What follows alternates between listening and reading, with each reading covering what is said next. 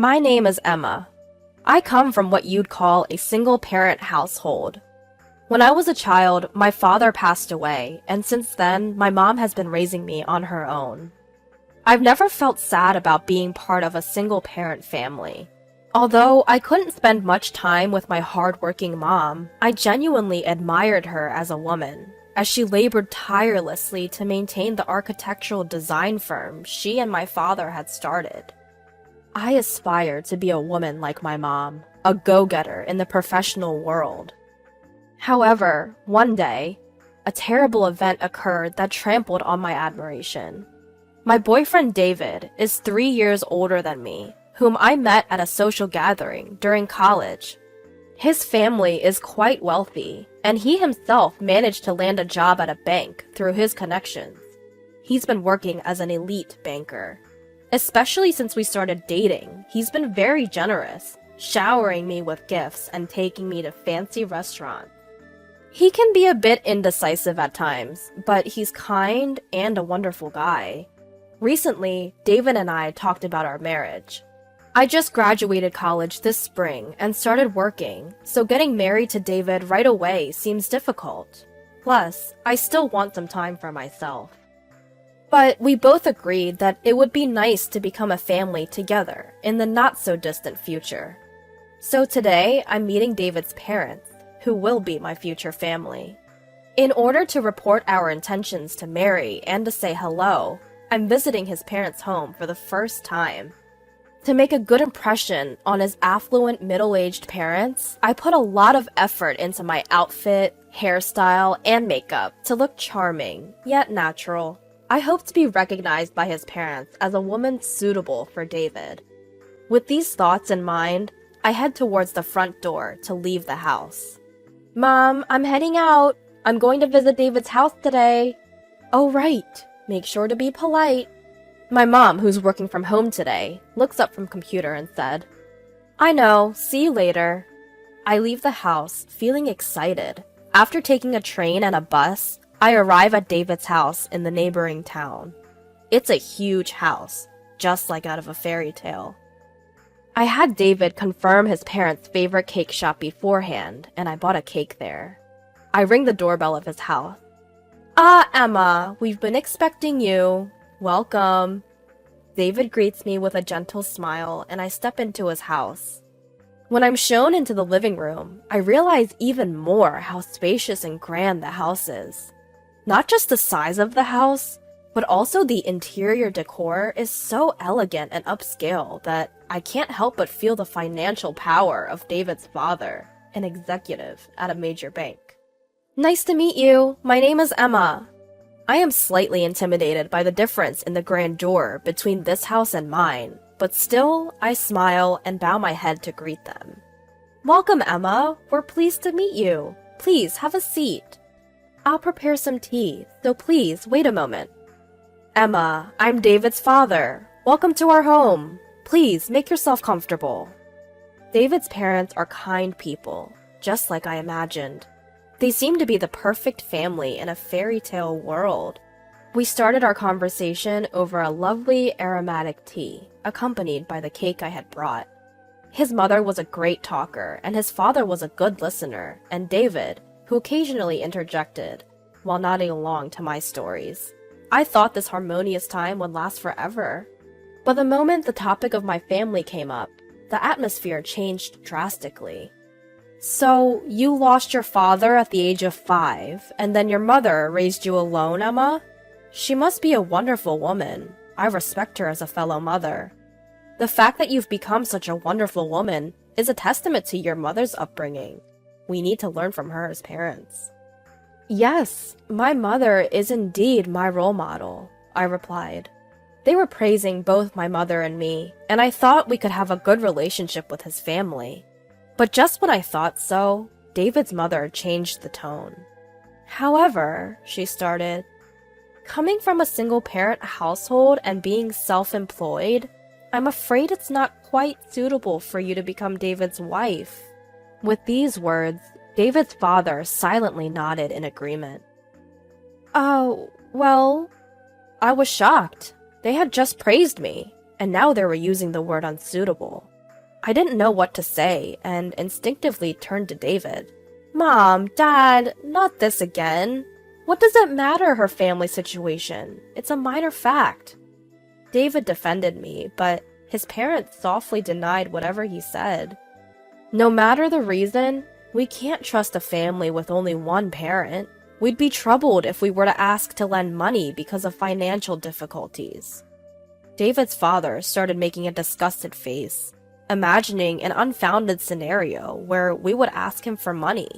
Besides, it's not common for a single mother to be able to send her daughter to college. It makes us suspicious if there was another man's support involved. We can't accept a loose woman as a family member. Our family has been bankers since my grandfather's time. David's mother spoke ill of my mother, whom she had never met or even seen. Bankers value trust above all else, you know. Their words, which were not outright slander, hurt even more. David tried to fight back, but it ended with him losing the argument, leaving me out while the three of them argued. We can tolerate you dating her just for fun, but you need to rethink about marrying her. The lifestyle levels are too different between you and this girl. I think you'll end up breaking up due to differences eventually. David couldn't say anything back. He just silently listened to his parents. Finally, he turned to me. With his head bowed, he said, "I'm sorry, Emma. I can't marry you after all." What? I'm from a single-parent family, but do I have to give up marrying you for that reason? I don't want to say this either. Please, don't blame me. You knew about my family situation from a long time ago, didn't you? You even met my mother. Do you also think that my family and I are unsuitable for your family? David, who was usually indecisive in times like this, said nothing. But I think his silence was the clearest answer. He must have thought that marrying me wouldn't be a good match, just like his parents said. I felt sad. I never thought that not only his family, but even David would reject me just because I come from a single-parent household. Emma, please, just go home, he finally said with his strained voice. Honestly, I didn't want to stay here a second longer either. I'm leaving. I'm sorry for the trouble, I said, even though no one tried to stop me. They probably felt relieved that I left. With tears streaming down my face, I retraced my steps and went straight back home. When I got home, my mother noticed my tear-streaked face and asked me what happened. There was no point in lying to her. She knew where I had been and what I was doing. It felt like I was dishonoring my mother's way of life, and I really didn't want to tell her, but I told her everything. As expected, my mother was infuriated by the harsh treatment I had received. Well, so that's the kind of family they are.